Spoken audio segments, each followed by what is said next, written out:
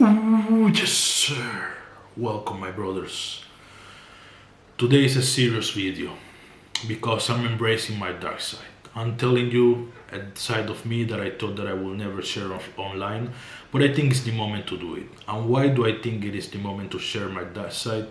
Because even though I'm preaching good things, even though I'm trying to help people, even though I'm using my pain and my sorrow and transforming it into a voice that can help somebody else improve their life, I was also in the dark side. There was a time where I was just not as good as I am right now. We have all made mistakes in our lives, and I think that it is extremely important that nobody sees me as perfect. I think it is extremely important that nobody sees me and say, hey, you know something, he's only trying to do good, he has never done bad. No, I don't think that's the way that people should look at me. People should know that I'm a sinner just like everybody else, but that there's always time to change. There's always time to repent. There's always time to look for God and look for goodness, right? And that's what I'm here today, to speak about my dark side. So, many of you might know this, but I grew up in Panama my entire life. I came to Italy 4 years ago. But my life since my childhood was a struggle. My mother and my father divorced at 6 years old and they started fighting for my custody. I went first with my mother to a house of eight where we struggled with food and sometimes with water. Water would go out in the entire zone where we used to live. So we had to fill buckets of water for a few days before the water came back. And of course, every time we cooked, the amount of food was limited and sometimes we struggled even with that. So I developed gastritis at an early age, and that development of gastritis followed me until like I was 13 or 14 years old when I moved back to my father's house. When I moved back to my father's house, I developed migraine because my father had a lot more food, but they used to cook with old oil because the situation, financial situation, was still hard. So they will recycle the oil, and that caused me migraine. So my life as a kid, I never understood what they had to go through so many struggles, what they had to go through so much pain.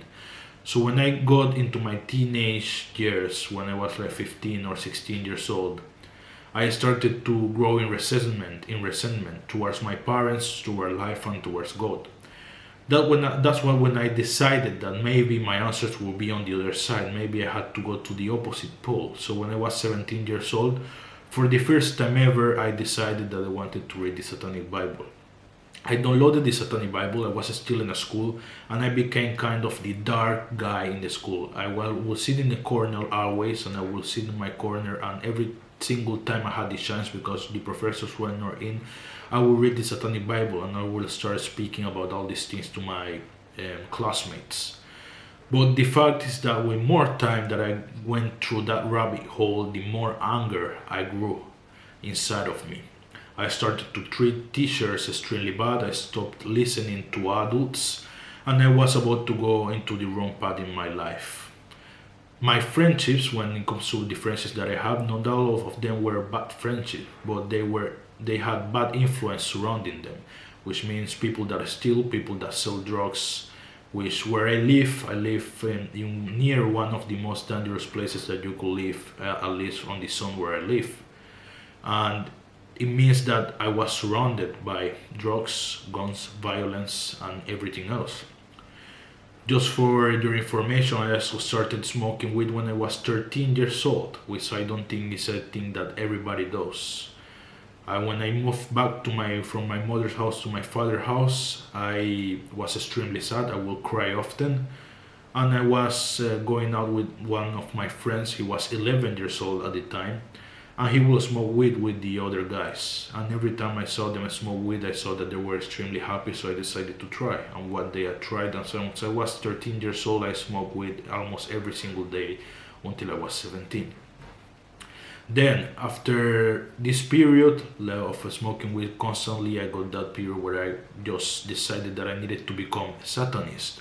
Of course, I didn't stop smoking weed during this time, which made everything worse because I was, of course, polluting my soul, and I was also polluting my mind in real time. So I became extremely resentful towards everybody that was an adult, because I never understood why they made me responsible for their stuff and why they made me suffer so much. I never understood discipline at those times, and I wanted vengeance against my dad. And how did I wanted vengeance against my dad? I just wanted horrible things to happen to him. I remember saying in school that I hated him so much. I remember wanting to steal his woman. I remember wanting to do so many bad things to him. But gladly, I never acted on all of them, but I did make sure that he had a lot of suffering because of my misbehavior. And of course, I deeply regret this. And my relationship with my dad today is not like this. We have changed the totality of the dynamics. We speak almost every single day, and we are in good manners right now. But those were the dark times of my life when I was like 17, 18. Those were the dark times where I just decided that I needed to take bad decisions and sin every single day as much as I could. So I can openly say that I have never stolen nothing. I have never sold drugs either. I don't know what I was never drawn towards that direction. So the worst thing that I have done is probably just being not considerate towards my parents, not considering the amount of hard work that they were doing to keep me on my feet, to bring me something to eat, and to keep a roof on over my head, right? And I think that not being grateful in those to your parents is one of the greatest sins that you can make. And that one I carry even with me today. I still struggle with that. I still ask forgiveness to God for all that I have done. And I think that it is important for me that I just share these experiences with you, that you understand that the human being that you're seeing on the screen that is trying to help everybody and is trying to preach about saving the world and helping people and improving other people's life is not perfect. And I could go into the details of my life, which I will surely do in the future when I start to go into podcasts and everything, which I'm sure I will do. And I will start to go into the details of my life exactly. But I just wanted to give you an overview so that you could understand that I'm not a saint. I'm a sinner just like everybody else. But I decided to change. And I just hope that, well, I don't hope that people accept my change. I just hope that God accepts my change and that God accepts that I'm willing to become a new and totally different person, and that the past should not define me, because I'm responsible for the person I am right now, and I have already chosen which path will I go with my life. So, my brothers, remember, if you have made sins in your life, if you have made errors in your life, mistakes in your life, it's never late to change. It's never late to repent yourself. You have to pay the consequences. I'm pretty sure I paid the consequences for my actions in these 4 years here in Italy, which you will find out how in the future. Like I said before, when I speak my mind in the podcast and I speak about everything I have been through. But so far, I can say that I have already paid for all those sins, and that I'm ready to become a new person and change my life. And so can you also, and you can do that too. I'm pretty sure that you can do it if you decide to do it. But you have to understand that there is no escape from paying the price to it. We all have to pay the price.